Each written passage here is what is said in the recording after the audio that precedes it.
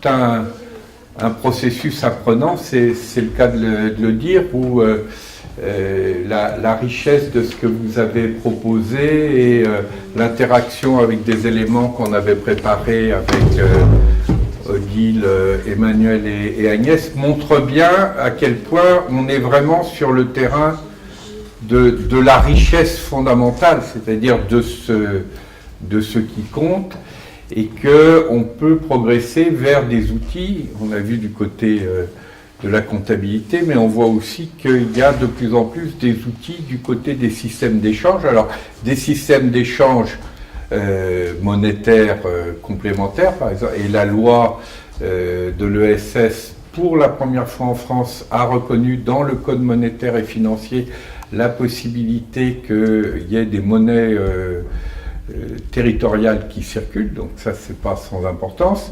Et puis il y a d'autres systèmes d'échange, hein. Par exemple, on évoquait l'importance du temps dans la comptabilité.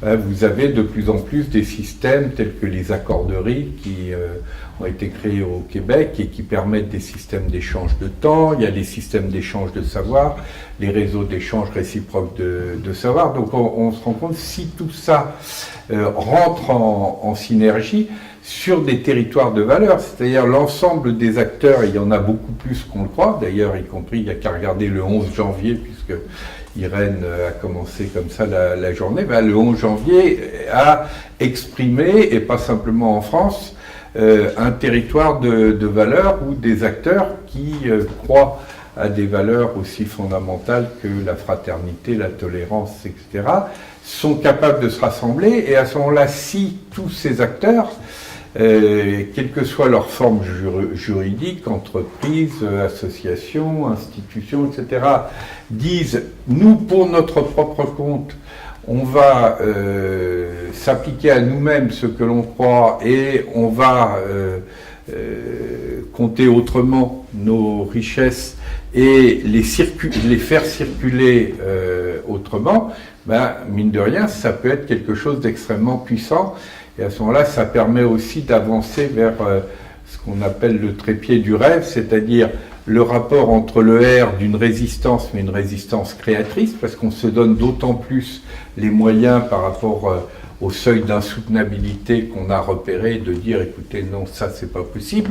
Le V de la vision transformatrice qui débloque l'imaginaire, qui dit, oui, d'autres voies sont possibles, et sans attendre le E de l'expérimentation qui est anticipatrice. On peut déjà s'organiser avec tous les acteurs qui sont dans ce type de démarche pour avoir des types d'échanges sur ce modèle-là. Et on peut même rajouter en facteur commun le dernier E, qui est le E de l'évaluation, mais entendu au sens de délibération sur ce qui fait valeur, et valeur au sens de force de vie. Voilà. Donc moi je vous remercie beaucoup aussi de cet échange, parce que ça nous aide au mouvement Sol, ça nous aide au collectif Richesse sur une autre approche de la richesse, et c'est une interaction qui, avec les acteurs de l'entreprise, est très importante aussi pour faire progresser ce type de recherche. Ça nous aide du côté des institutions et des pouvoirs publics, et avec Jean-Pierre, on est beaucoup sur ce terrain-là. Donc un merci pour votre participation active et pour la richesse de cette journée, où vous avez démontré à quel point ce qui compte est infiniment plus riche et large que ce que l'on compte. Merci.